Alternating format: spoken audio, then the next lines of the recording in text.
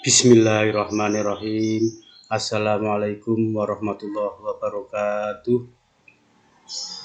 Anak-anakku yang berbahagia dan insya Allah yang sehat dan selalu bersemangat. Di sini pada hari ini Ustadz Is akan menyampaikan pembelajaran, yaitu pelajaran bahasa Indonesia, ya, yang melanjutkan kemarin, ya. Sekarang langsung aja yang ke sub pokok bahasan, membuat laporan hasil wawancara. Ya, sebelum pelajaran hari ini, untuk lebih berkahnya, mari kita baca basmalah dulu bersama-sama. Bismillahirrahmanirrahim. Langsung saja, Supo Kebasan membuat laporan hasil wawancara. Ya, laporan hasil wawancara ini meliputi, ya, yang pertama ini, ya, hasil wawancara ini, ya, laporan hasil wawancara ini meliputi latar belakang wawancara, ya, latar belakang wawancara, kemudian tujuan wawancara, kemudian waktu dan tempat wawancara, ya, terus kesimpulan wawancara, ya, kemudian hasil wawancara, nama pewawancara dan narasumber, ya, ini topik wawancara. Ya, saya ulangi atau lebih jelasnya, yang untuk membuat laporan hasil wawancara, yang pertama adalah latar belakang wawancara, ya. Kemudian apa? Kemudian topik wawancara, ya, topiknya apa, ya, ini harus jelas. Terus nama pewawancara dan narasumber, siapa orangnya, ya, pewawancara itu siapa orangnya yang nanti akan menyampaikan suatu makalah ataupun nanti suatu yang akan diwawancarai, ya. Kemudian setelah kita tahu nama pewawancara dan narasumber, kemudian tujuan wawancara itu apa? Tujuannya apa ini, ya? Tujuannya apa? Terus waktu. Ini juga penting, ya. Waktu dan tempat wawancara. Waktunya jam berapa? Waktunya kapan, ya? Terus tempatnya di mana? Di hotel ataupun di sekolahan atau di kantor-kantor atau di tempat-tempat yang umum, ya. Ini, ya, baiknya di tempat-tempat yang strategis, ya, di gedung-gedung pendidikan ataupun di tempat-tempat yang mana orang itu sudah tahu dan paham tempatnya, ya. Kemudian hasil wawancara, ya, hasil wawancara yang disampaikan tadi oleh pewawancara tadi, kita harus tahu hasilnya apa yang disampaikan tadi, terus kita simpulkan, ya, kita simpulkan wawancara tadi, ya. Lanjut untuk selanjutnya. Ya, ini dilihat anak-anak semuanya. Ini contoh laporan hasil wawancara, ya. Ini tidak perlu, ya, Ustadz sampaikan karena di buku sudah ada semuanya, ya.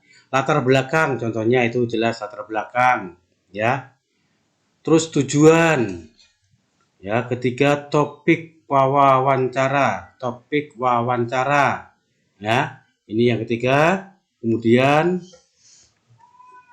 ya, ini, ya. Kemudian 4, waktu dan tempat wawancara, ya. Kelima, nama pewawancara dan narasumber, ya, tadi sudah, ya. Kemudian hasil wawancara.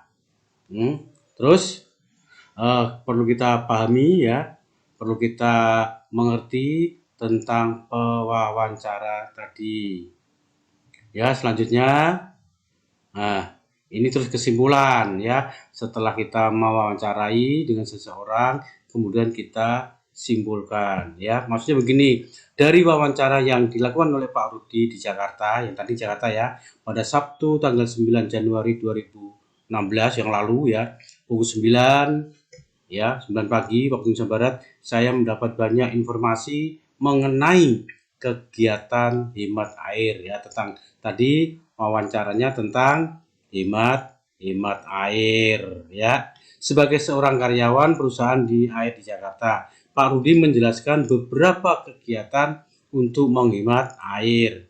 Kegiatan pertama yaitu menggunakan air seperlunya. Ya ini perlu ya, karena dimanapun kita memang harus menghemat air ya.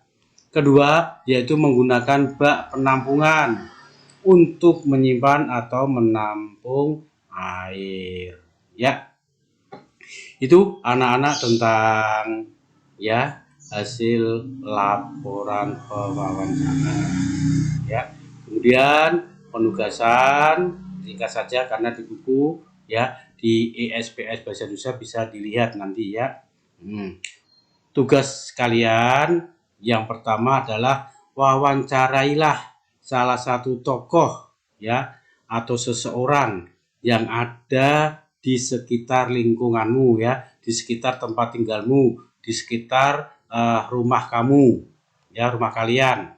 Tokoh tersebut dapat berupa orang yang berjasa ya, baik di bidang pendidikan, perdagangan, pertanian ataupun yang lainnya, atau yang dapat memberikan inspirasi bagi masyarakat sekitar ya.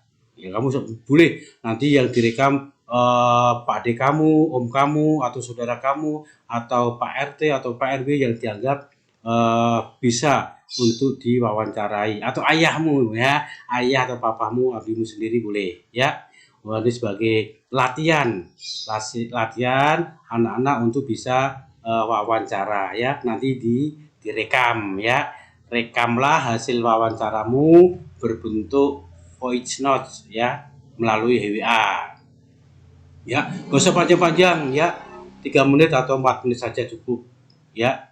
Nanti dikirimkan ke Ustadz Ustadzah wali kelas masing-masing ya, gitu ya. Selama ya kurang lebih saya beri waktu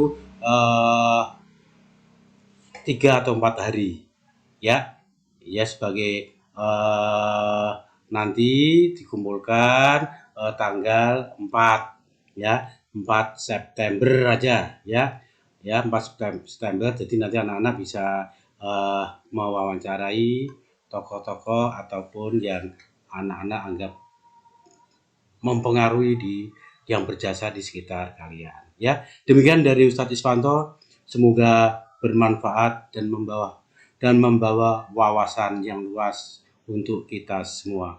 Akhirul kalam, assalamualaikum warahmatullahi wabarakatuh.